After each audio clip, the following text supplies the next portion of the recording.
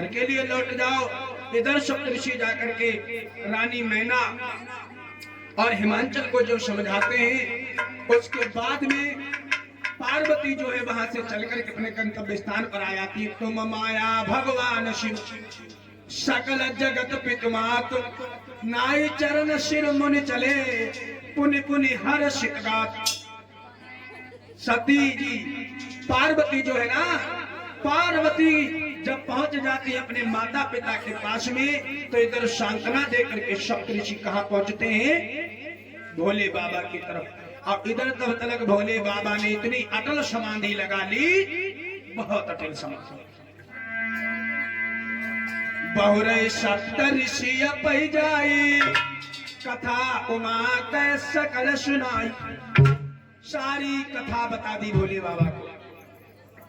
माता जी की तरफ से 11 मंत्र समर्पित हो रहे हैं, मंगलमय कामना। भोले बाबा ने जब संपूर्ण कथा को सुना, और संपूर्ण कथा को सुनने के बाद में भोले बाबा बैठ गए, तारी लगा गए, और तारी लगा करके मन थिर करी तब संग सुजाना, लगे करण रघुनायक गाना। तो भोले बाबा ने ध्यान किसका किया? मर्यादा पुरुषोत्तम श्री राम का। ध्यान में बैठ गए। उसी पर एक निशाचर पैदा हुआ जिसका नाम है तारक। तारक असुर भयो ते काला, भुज प्रताप बल तेज विशाला। इतना बलिष्ठ भोले बाबा तो समाधि में बैठ गए। उस समय तारक असुर प्रकट हुआ और सभी लोग उससे भयभीत हो गए। जो भी लड़ने जाता है लेकिन विजय नहीं पा पाता। कोई ऐसा मानव योद्धा नहीं है जो उसके सामने उसके लड़ाई करे और उससे विजय पाए। सब लोग बड़े परेशान। सती जो तजी दक्ष मख देहा, जनमी जाई हिमांचल गया। सती ने जब दक्ष प्रजापति के अपना शरीर विध्वंस किया था पूर्व जन्म में, उसके बाद में जब पुनर्जन्म लिया है दोबारा, तब पार्वती बनी आकर के। पहले सती थी, उसके बाद में पार्वती। और बहन जी की तरफ से एक शुभकामना, मंगलमय कामना। भगवान सर्वदा जीवन में सुख समृद्धि प्रदान करे। भैया तपस्या की भगवान शंकर के लिए, ते तब की न शंभ पति लागी, शिव समाधि बैठे सवयागी। पठ बहु काम जाय शिव पाई, करे क्षोभ शंकर मन माई। अब सप्तऋषि बिटिया को तो करिया हिमांचल के यहाँ, और भोले बाबा बैठ गए समाधि। पार्वती से कहा है कि भाई तुम यहाँ हिमांचल महाराज अपनी तैयारी करो, हम भोले बाबा को मना मना करके लाएंगे और फिर बारात कराएंगे। लेकिन जब घर पर आए क्या देखा? दूल्हा तो समाधि लगाए बैठा, लेके चले। भोले बाबा समाधि में बैठे। बोले भैया बताओ इनकी समाधि कौन करवाएगा?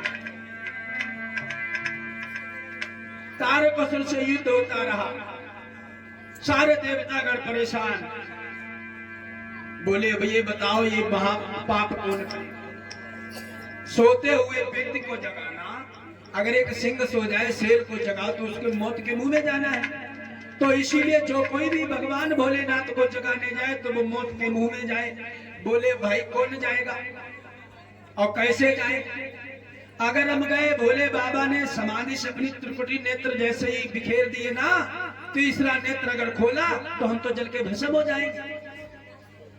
शंकर जी की समाधि को तोड़वाने वाला कोई नहीं। सब देवतागण सब पीछे हटने लगे। तो काव बोला कोई नहीं, हम जाएंगे। कामदेव बोला अगर हमारे मरने से संसार का कल्याण होता है तो ये कामदेव मरने के लिए तैयार है। तब हम जाई समय शिरुनाई।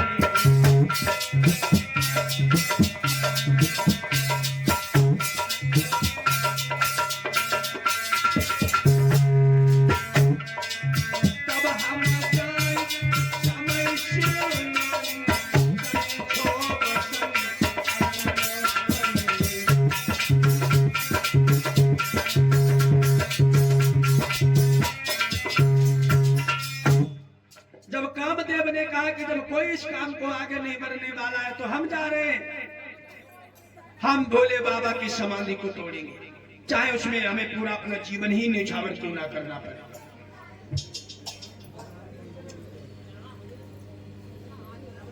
पराय स्वार्थ के लिए अगर ये शरीर भी चला जाए तो हमें इसकी कोई चिंता नहीं है। जाकर के पहुंचे। अब कामदेव ने क्या किया,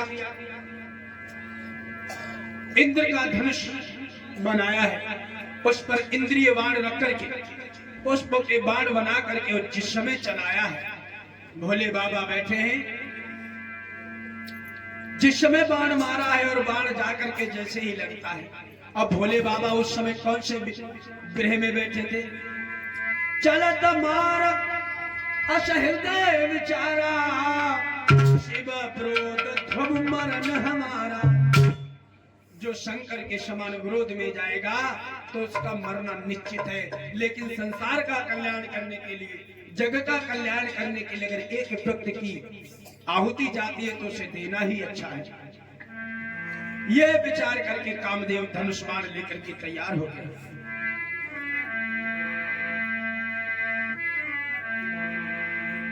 भोले बाबा बैठे और जाकर के कामदेव जिस समय पहुंचता है, पशु पक्षी नव जल चरचारी, भय काम बस समय विसारी। पहले कामदेव श्री भोले बाबा के पास था, संसार में नहीं था, और जब कामदेव वहां से चला तो पशु पक्षी नव जल चर जितने भी संसार के प्राणी थे सभी में काम जागृत होता चला गया। अरे इनके दशा न कहूं पता,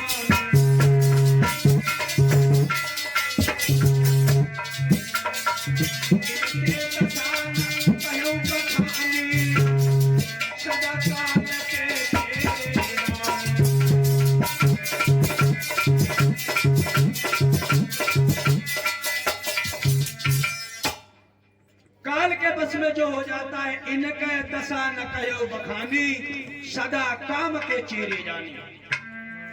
जो काम के हमेशा वशीभूत रहते हैं और काम वासना से दूर कौन होते हैं, सिद्ध विरक्त महामुनि जोगी, और ते भी काम बस भय वियोगी। पहले सिद्ध पुरुष विरक्त महामुनि योगी, इनके पास कोई काम वासना नहीं थी, उसी वक्त थे ये भी वियोग में पड़ गए, क्योंकि सकल संसार में काम जागृत हो गया। और उधर जाने के बाद मेरे श्रोता बंधुओं, काम ने जाते जाते सारी माया फैला डाली। जरा ध्यान देना, कामदेव ने जाते ही और सारी माया फैला।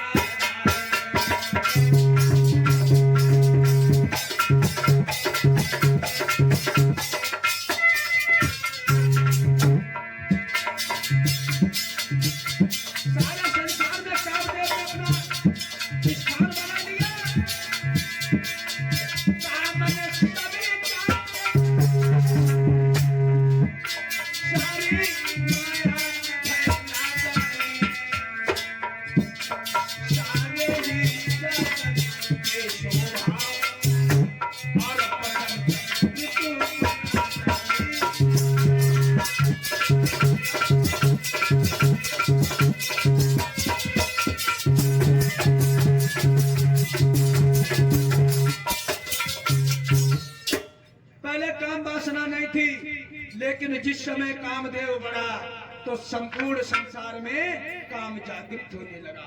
अब हर प्रकार से कैसे हुआ, भोले बाबा बैठे थे, कामदेव पहुंचा, सुंदर सा इंद्रिय का धनुष है, उस पर बाण रख करके जिस समय संधान करता है तो आज जाकर के वो बाण जैसे ही भगवान भोलेनाथ के छाती में, तब से अतिशर नयन उधारा, अचित मत काम भय उच्चरी छारा। हृदय में बाण लगा, भोले बाबा की समाधि खुल गई। जब भोलेनाथ की समाधि खुली है, आगे सामने देखा, ध्यान मगन बैठे थे, भोले बाबा को क्रोध आ गया, और क्रोध में जब तीसरा नेत्र खोला ज्वाला निकली और ज्वाला